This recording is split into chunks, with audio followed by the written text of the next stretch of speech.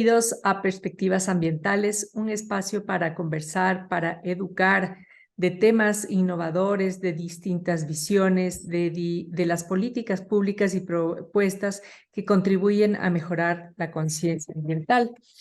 En la mañana de hoy tenemos al doctor Fernando Zacoto.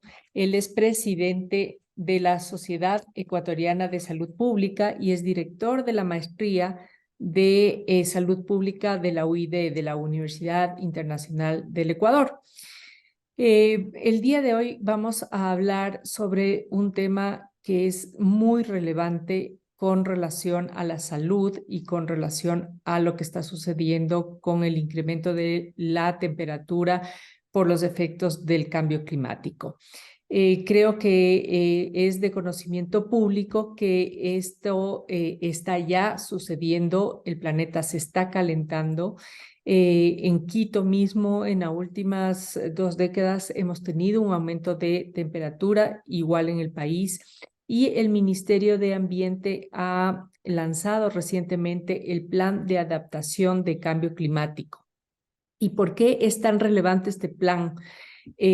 Porque en las negociaciones internacionales mucho se ha hablado de la mitigación y cómo deberíamos bajar esas emisiones para que no siga subiendo las temperaturas globales, pero no se habla mucho de cómo nos vamos a adaptar y precisamente los países en vías de desarrollo que son los más afectados. No tenemos recursos.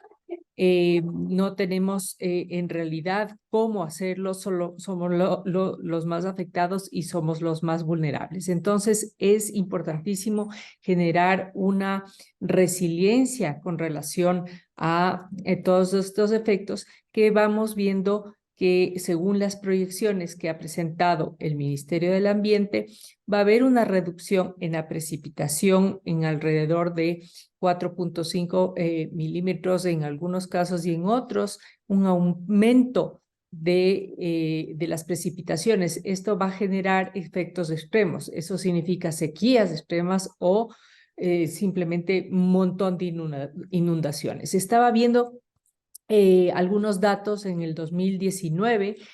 Hemos tenido un dramático nivel de desastres naturales con un total de 440 eventos meteorológicos extremos y el 50% fueron inundaciones, esto a nivel global, ¿no? Entonces, dentro de este plan, dentro de este plan hay varios sectores, el patrimonio hídrico, el patrimonio natural y el tema de salud y vigilancia de propagación de vectores, como el mosquito causante del dengue en la costa. Fernando, y aquí entras tú justamente. Hemos hablado contigo, hay que hacer muchas cosas en el tema de salud, ¿no? Y de salud pública, porque esto se viene y se viene fuerte y no queremos que nos coja desprevenidos como siempre sucede, ¿no? Entonces, ¿qué deberíamos hacer comenzando por eso? Muchas gracias por la invitación, Verónica. Bueno, como hemos comentado anteriormente, este es del cambio climático y salud, las consecuencias del calentamiento global. Realmente es una amenaza extremadamente grave que se cierne sobre el planeta. De hecho, la Organización Panamericana de la Salud lo califica como la mayor amenaza para la salud mundial del siglo XXI. De tal manera que, como tú has señalado, quizás podemos revisar cuáles son los efectos, los impactos fundamentalmente que se darían en el nivel de salud, que realmente son a dos niveles, digamos. Uno, que son impactos directos, como los que ya se ha señalado, consecuencia de estos fenómenos extremos, olas de calor, por ejemplo, también el tema de sequías, de tormentas fuertes, aumento del nivel del mar, y a su vez también impactos indirectos, es decir, que se materializan enfermedades de las vías respiratorias y del corazón, enfermedades transmitidas por vectores, inseguridad alimentaria y del agua, que es también la amenaza que se cierne sobre la nutrición, problemas de desnutrición y también desplazamientos forzados que se dan por consecuencia de estos fenómenos. Todo esto afecta a la salud y creo que podemos quizás ir revisándolos con algún detalle, pero también señalar en esta parte que lamentablemente, dramáticamente, apenas un porcentaje bajísimo de la cooperación internacional en salud se está dedicando a cambio climático y salud. Yo creo que esos son hechos que tienen que remarcarse a efectos de justamente ver perspectivas, porque como todos sabemos, este no es un fenómeno local, este es un fenómeno global, como se ha dicho, de la globalización, pero también con efectos locales, y por tanto se necesita una acción intersectorial, internacional, y en ese sentido también lo que puede y debe hacerse con apoyo de los gobiernos, de la cooperación internacional, de fuentes de financiamiento, es extremadamente importante, de tal manera que eso sitúa el tema como un tema de gran preocupación. Ujú.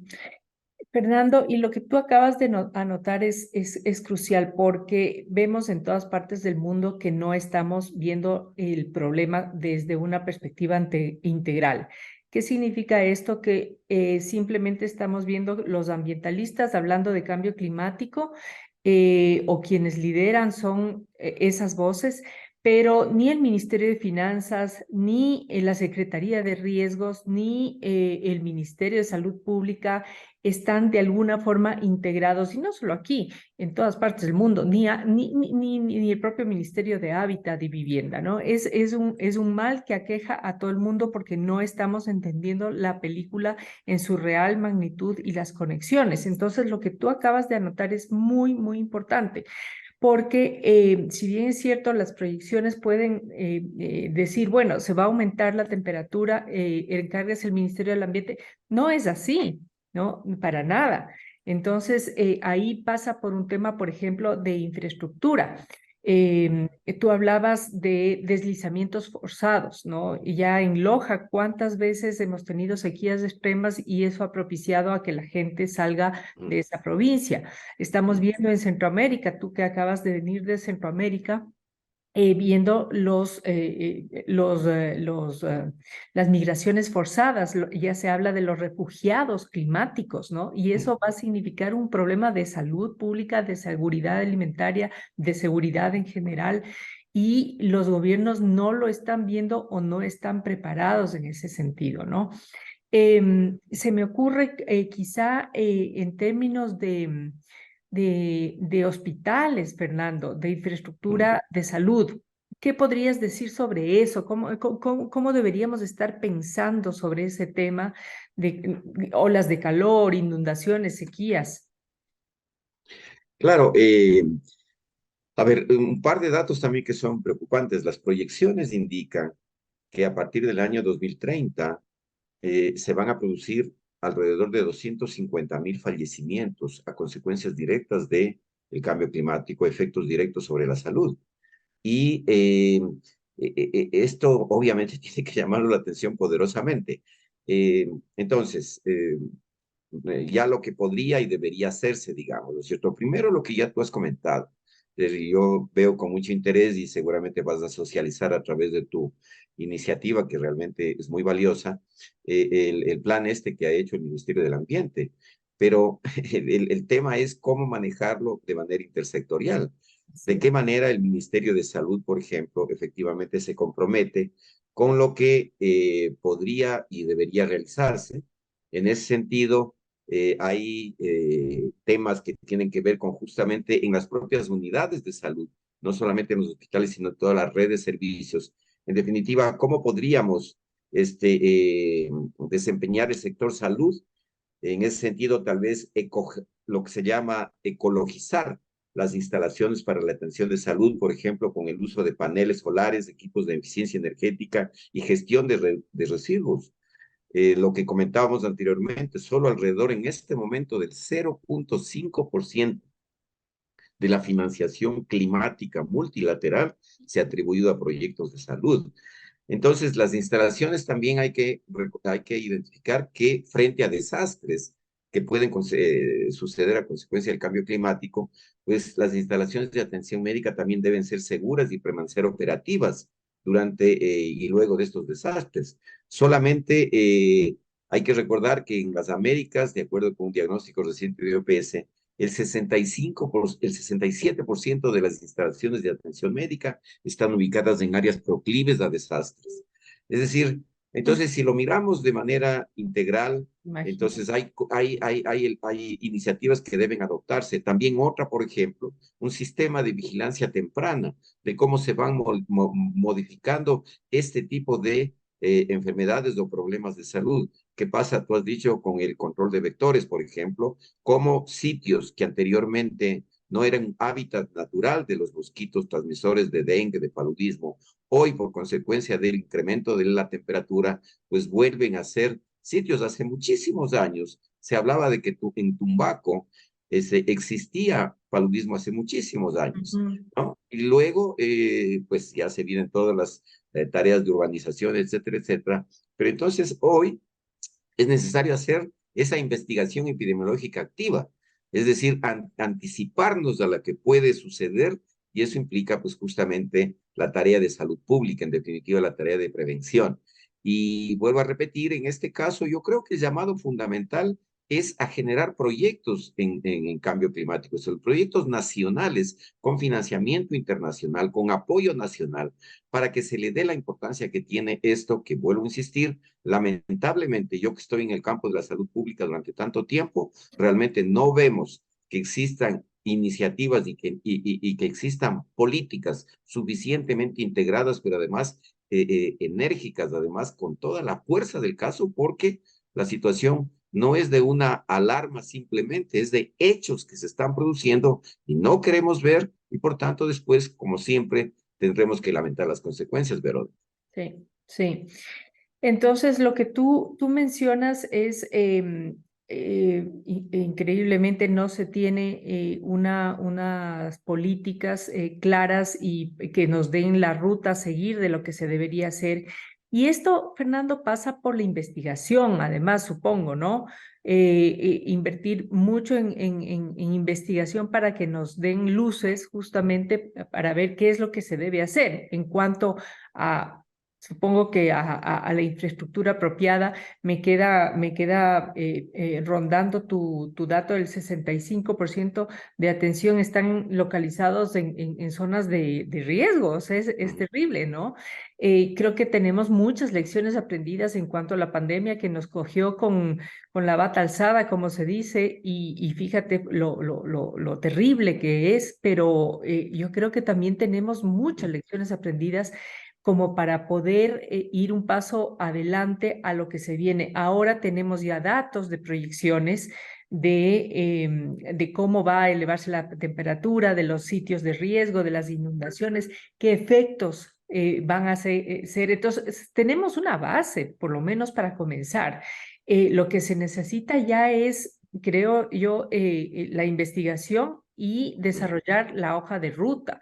Entonces, un llamado de atención tuyo definitivamente es a la cooperación internacional y al propio gobierno, que si bien es cierto, necesitamos plata para todo, yo no sé qué tan prioritario va a ser esto, ¿no? Pero debería ser un país que se prepara para este tipo de cosas porque tanto en salud pública, entiendo, Fernando, como en medio ambiente, el principio de prevención resulta inclusive más barato que después atender a todos los miles de damnificados y los miles de personas que pueden estar ya justamente con problemas de salud, ¿no? Entonces, eso por un lado. Con relación a seguridad alimentaria, Fernando, que te escuché justamente, ¿cuál sería la problemática que ves por ahí? Bueno, en cuanto a seguridad alimentaria, pues tiene que ver, por un lado, como consecuencia mismo de los potenciales desastres naturales que se dan.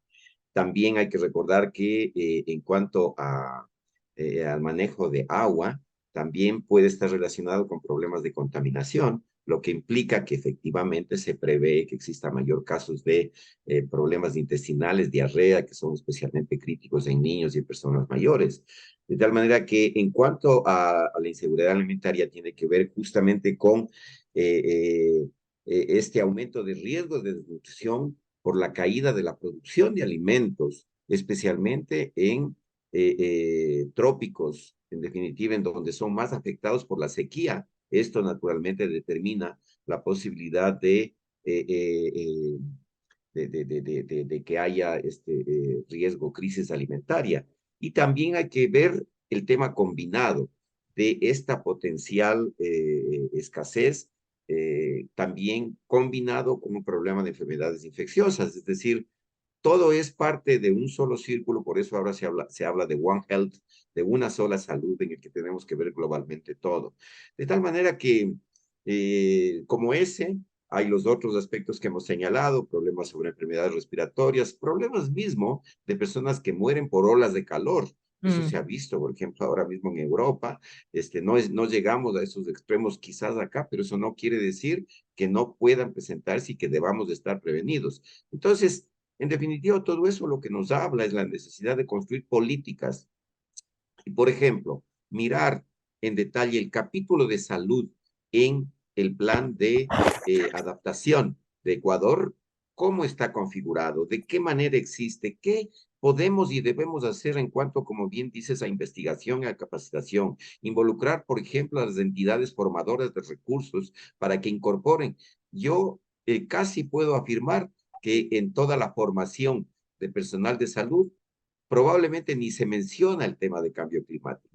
Es decir, hablo a nivel general, más todavía en ámbitos especializados de salud pública, temas conexos de epidemiología, etcétera. Entonces, implica estas políticas que tengan capacidad también de identificar tempranamente posibles cambios atribuibles a esta relación cambio climático y salud en términos de enfermedades o de problemas, y verlo con una característica regional, al menos regional, es decir, qué es lo que pasa en países andinos, por ejemplo, que tienen muchas similitudes. En definitiva, yo creo que el tema es el del que ha señalado también investigación, pero por supuesto, es decir, también ya clarificar y determinar cómo en determinados sitios del país ya el cambio climático, los efectos del cambio climático y el calentamiento global se están produciendo, se están viendo ahora mismo. Es decir, el paludismo estaba ya en vías de erradicación en el Ecuador. Resulta que conjunto de una serie de factores, no solamente pero también es válido decirlo en términos del abandono de la salud pública, es que los gobiernos, la sociedad en su conjunto tiene que entender que la salud pública no es solamente la atención en los hospitales, ni mucho menos, tiene que ver con todo lo que genera salud y en estos, todo el tema ambiental, todo el tema de deforestación, todo el tema de la agresión que se realiza a la naturaleza, incide directamente sobre la salud.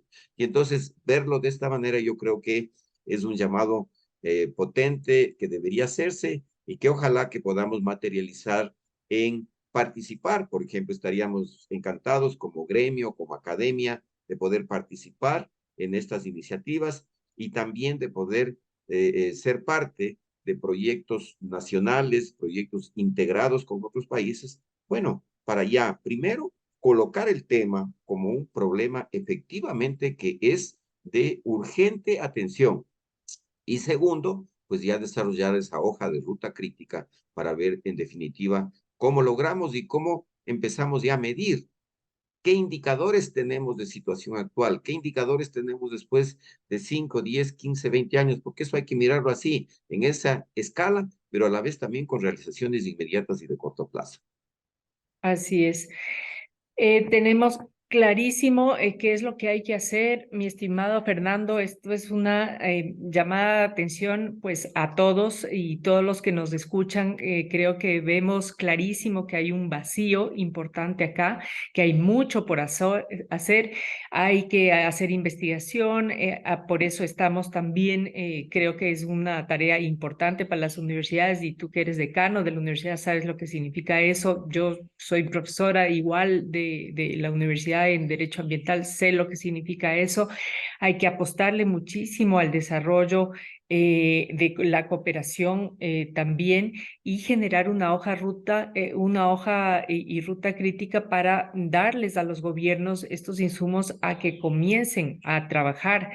Si es que ya no estamos tarde en este tipo de cosas. La capacitación me parece clave, Fernando, clave, porque ciertamente yo no veo que el gremio, digamos, de los médicos hacen todavía esa conexión. Creo que sería importantísimo comenzar a verlo, y no solamente esos gremios. Creo que de alguna forma los gremios de arquitectura algo ya están viendo sobre sostenibilidad, pero los otros gremios tampoco lo ven todavía esa conexión, ¿no?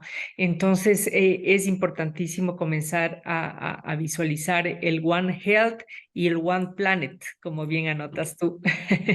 Ujú. Perfecto. Bueno, con esto queremos cerrar este espacio agradeciéndote, Fernando, por supuesto, por tu intervención, por tus ideas. Muchas gracias a todos por su sintonía.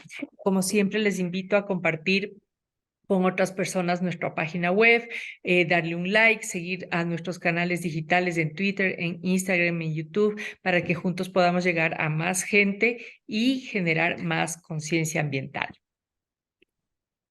Muchas gracias, Verónica, siempre a la orden y nuevamente reitero mi felicitación por esta iniciativa pionera de colocar los efectos del cambio climático como uno de los problemas que tiene que ser asumidos por los gobiernos, por la sociedad y realmente seguir en este empeño que en el caso de la salud efectivamente tiene implicaciones realmente dramáticas y que tienen que ser debidamente consideradas. Así es.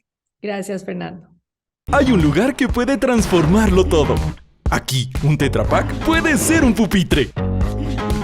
Un papel puede ser un regalo. Un abogado puede ser el salvador de los mares. Una madre puede ser defensora de la naturaleza. Un niño puede cambiar el futuro. Y el mundo puede transformarse en esperanza. Hay un lugar donde todo se transforma. Trae tus empaques reciclables a los puntos Gira, ubicados en locales de corporación favorita.